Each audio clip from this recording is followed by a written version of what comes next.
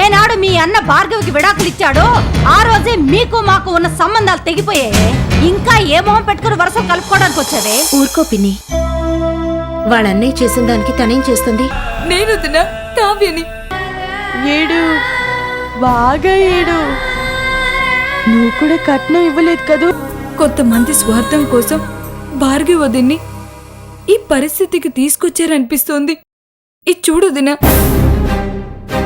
ఇలాంటివన్నీ చేతపడి చేసినప్పుడే ఉపయోగిస్తారు. దీన్ని తీసుకెళ్లి స్వామీజీకి చూపిద్దాం, ఆయన ఎన్ని చూసుకుంటారు. ఇవి భార్గవి బట్ల కింద దొరికాయి స్వామి. నేను చెప్పినట్లు చేయమ్మా, అమ్మ అంతా మంచి చేస్తుంది. ఈరోజు అమావాస్య.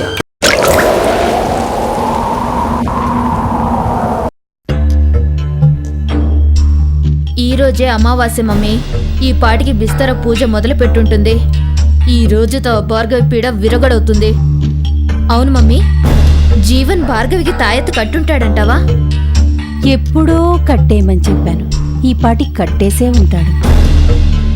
ఏదన్నా తేడా జరిగితే తిరిగి నా మీదకి వస్తుంది మమ్మీ.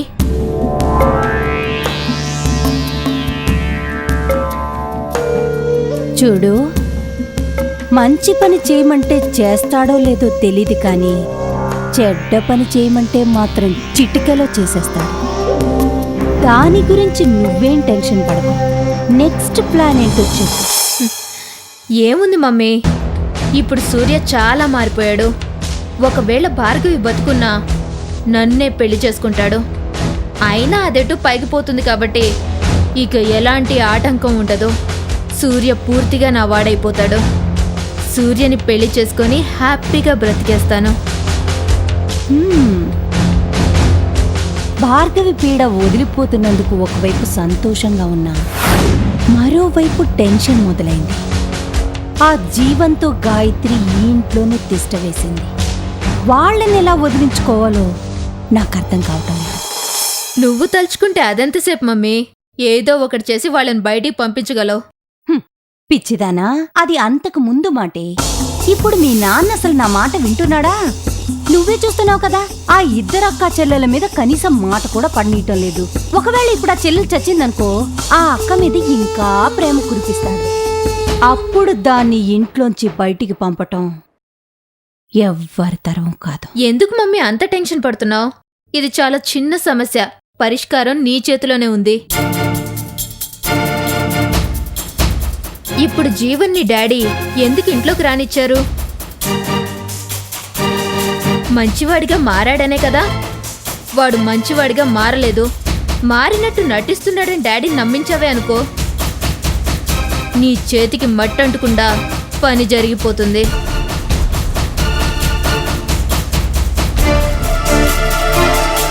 ఆ గాయత్రి అసలు సిసలైన పతివ్రత కదా, మొగుడుతో పాటే అది బయటికి వెళ్ళిపోతుంది. ఇంకేంటి, ప్రాబ్లం సాల్వ్. తెలివితేటల్లో తల్లినే మించిపోయావి.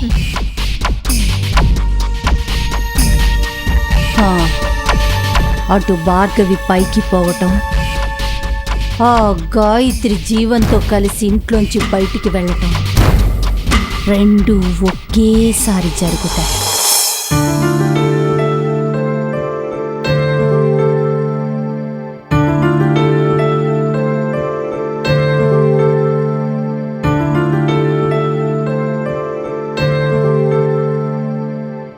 మీ తమ్ముడేమన్నాడు?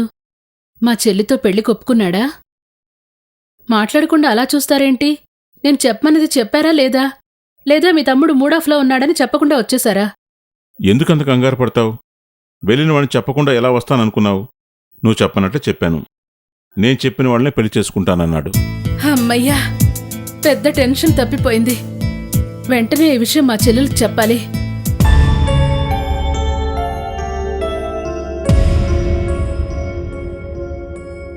ఆగు, ఉదయం నుంచి కనిపించకుండా ఎక్కడికెళ్ళావు? ఏంటే అడుగుతుంటే సమాధానం చెప్పకుండా అలా చూస్తున్నావు? ఎక్కడికెళ్ళావు?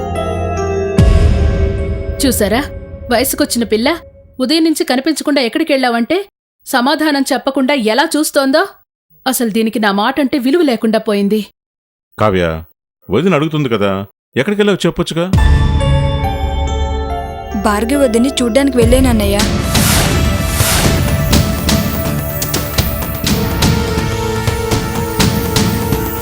మేమందరం దాన్ని వద్దనుకుంటుంటే నీకు మాత్రం అది కావాల్సొచ్చిందా? దాని దగ్గరికి ఎందుకు వెళ్ళావు? వెళ్తే తప్పే ఉంది. అయినా వద్దనుకోవాల్సినంత తప్పు భార్గవి వదిన ఏం చేసింది? చూసారా ఇది దాన్నెంత వెనకేసుకొస్తోందో. ఏం చేసింది అని ఏమీ తెలియనట్టు అడుగుతున్నావేంటే? ఇంట్లో ఉన్నన్నాళ్ళు అది మనల్ని పెట్టిన చిత్రహింసలు నీకు కనిపించలేదా? ఓహో, నిన్నేమనకుండా వదిలేసిందనా దాన్ని వెనకేసుకొస్తున్నావు? చివరికి మీ అన్నయ్య దాన్ని భరించలేక విడాకులివ్వడానికి రెడీ అవుతుంటే నువ్వెందుకే సిగ్గు లేకుండా దాని వెనకే తిరుగుతున్నావు? అన్నయ్య ఏం విడాకులు ఇవ్వాలనుకోలేదు. మీ అందరూ కలిసి అన్నయ్య మనసు విరగ్గొట్టి వదిన మీద ద్వేషం కలిగేలా చేశారు. కావ్య, ఏం మాట్లాడుతున్నావు నువ్వు? మేము సూర్య మనసు విరగొట్టడం ఏమిటి? ఆ రోజు భార్గవిని ఇష్టపడి పెళ్లి చేసుకున్నాడు. ఈరోజు భార్గవి ప్రవర్తన నచ్చక తనంతట తానే విడాకులు ఇవ్వాలని నిర్ణయించుకున్నాడు. మేము ఆ రోజు అడ్డుపడలేదు, ఈ రోజు అడ్డుపడడం లేదు. వాడికి నచ్చినట్టే వాడు చేసుకుంటున్నాడు. ఇందులో మా ప్రమేయం ఏమీ లేదు. నీ ప్రమేయం లేకపోవచ్చు అన్నయ్య, కానీ ఇంట్లో మిగిలిన వాళ్ళ ప్రమేయం చాలానే ఉంది.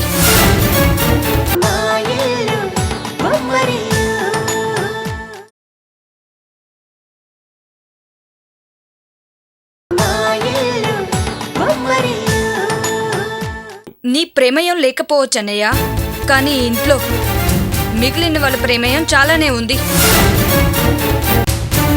ఏయ్, ఎందుకే ఆ డొంక తిరుగుడు? మిగిలిన వాళ్ళు అంటే ఇంట్లో నేనేగా దాని అర్థం. నా మీద పడి ఏడుస్తావేంటే? సూర్య భార్గవిని వదిలేయి అని నేను చెప్తే మాత్రం వదిలేస్తాడా? నా మాట వినేవాడే అయ్యుంటే ముందే దాన్ని పెళ్లి చేసుకునేవాడు కాదు. దానికేదో పిచ్చెక్కిందని సూర్య విడాకులిస్తుంటే నువ్వేంటే నా మీద పడి ఏడుస్తున్నావు? నేనే నీ మీద పడి అడవడం లేదు, నువ్వు చేసిందే చెప్తున్నాను. భార్గవి వదినకి పిచ్చెక్కలేదు, నువ్వే పిచ్చెక్కించేలా చేశావు.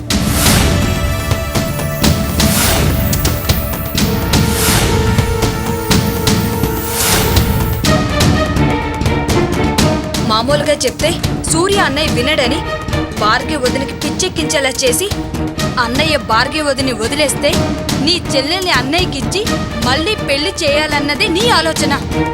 అందుకని నువ్వే భార్గవి వదినకి పిచ్చెక్కించేలా చేశావు. కావ్య, నీకు మతుండే మాట్లాడుతున్నావా? భార్గవికి పిచ్చెక్కడానికి మీ వదినికి సంబంధం ఏమిటి? ఉందన్నయ్యా, నీ కళ్ళెదురుగుండా జరిగేది మాత్రమే నీకు తెలుసు, కానీ నీకు తెలియకుండా ఈ ఇంట్లో చాలా జరిగాయి. ఏంటి జరిగాయి? ఇందాకటి నుంచి చూస్తున్నాను, ఊరుకుంటే తెగరెచ్చిపోతున్నావు. నేనేదో చేశానని గింజుకుంటున్నావు. ఏం చేశానే? ఇప్పుడు చెప్పవే, నేనేం చేశానో చెప్పో. భార్గవి వదినకి చేతబడి చేయించావు.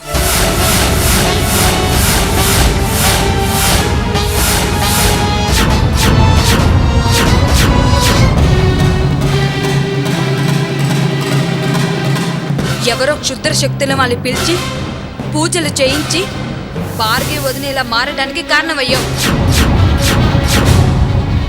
లేకపోతే బంగారంలా ఉండే భార్గవి వదినకి సడన్ గా పిచ్చెందుకు పడుతుంది?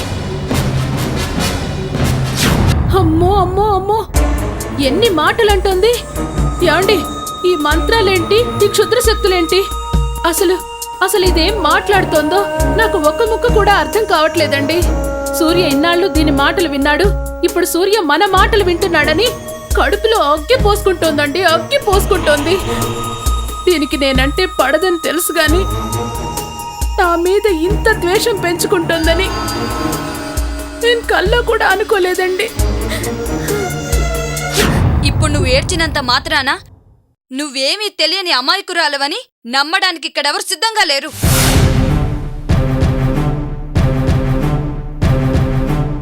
భార్గవి వదిన జుత్తు తీయడం, కాలి కింద మట్టి తీయడం, చీర కొంగు కత్తిరించడం అన్నీ నేను చూశాను.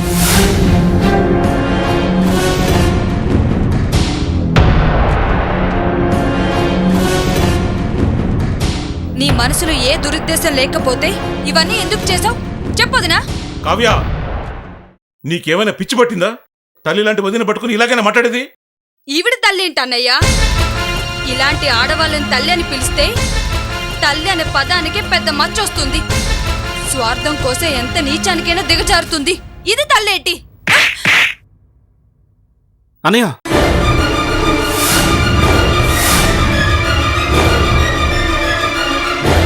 ఏంటి అన్నయ్య ఇది? ఒక్కగానొక్క చెల్లెల్ని పట్టుకుని ఇలా కొడతావేంటి? ఉదయం నుంచి ఇంట్లో కనిపించలేదు, ఎక్కడికి వెళ్ళావని మీ వదిన అడిగినందుకు నోటుకొచ్చినట్టు మాట్లాడుతూ ఉంది. రోజు రోజుకి భయం లేకుండా పోతుంది దీనికి. అడగాల్సిన పద్ధతులు అడుగుంటే సరిగానే సమాధానం చెప్పుండేదన్నయ్య. అయినా వయసు వచ్చిన ఆడపిల్ల మీద చేయి చేసుకోవటం మంచి పద్ధతి కాదు. ఏంటి సూర్య, ఏంటి మంచి పద్ధతి కాదు? కావ్య పెద్దవాళ్ళన్న గౌరవం కూడా లేకుండా నోటికొచ్చినట్టు మాట్లాడుతోంది. పొద్దునుంచి ఎక్కడికెళ్ళావని మీ అన్నయ్య అడిగితే పెద్ద రాద్ధాంతం చేసి మీ అన్నయ్య చేయి చేసుకునేలా చేసింది. పోనీ ఇంత జరిగాక తనెక్కడికెళ్ళిందో చెప్పిందా? అది లేదు. అదేదో నువ్వే అడిగి కనుక్కో. చెప్పు కావ్య, ఎక్కడికి వెళ్ళావు? చెప్పు, ఎక్కడికి వెళ్ళావు? భార్గవదిన దగ్గరికి.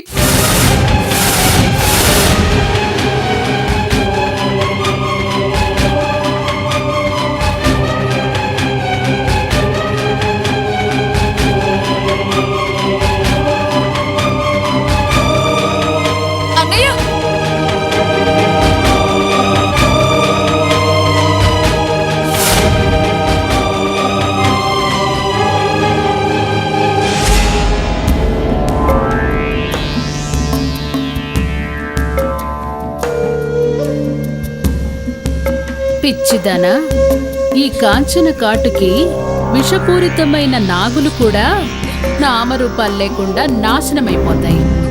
అలాంటిది కుంటిదానివి నువ్వెంతే నా ముందు. ఇక మీదట నేను చేసే పనుల గురించి, నా గురించి ఎవరికైనా చెప్పాలని ప్రయత్నించావో అడ్డంగా చీరేస్తానా. జాగ్రత్త, తెలిసిందా?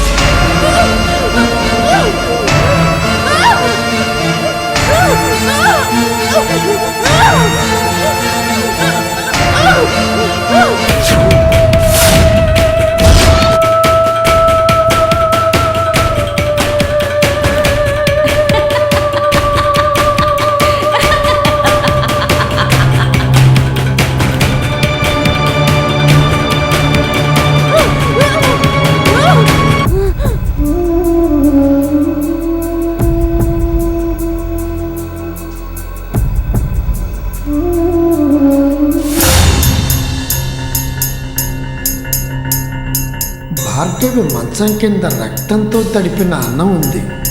దానిపైన నేను మంత్రించి ఇచ్చిన ముద్దని పొడిగా చల్లితే భార్గవికి స్వస్థత చేకూరుతుంది.